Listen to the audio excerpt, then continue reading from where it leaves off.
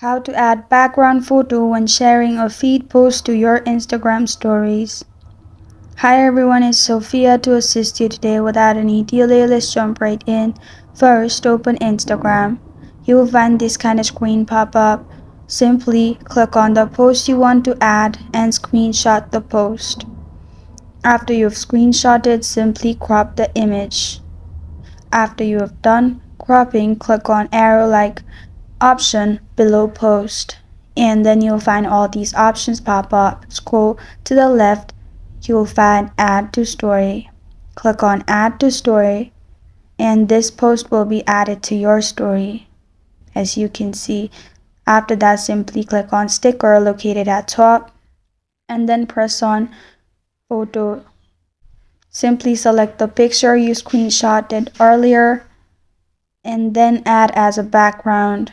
Simply add just the background, which is the image of screenshot, then simply drag your photo, which is the post, and simply click on add to your story and you're good to go. This is how to add background photo when sharing a feed post to your Instagram stories.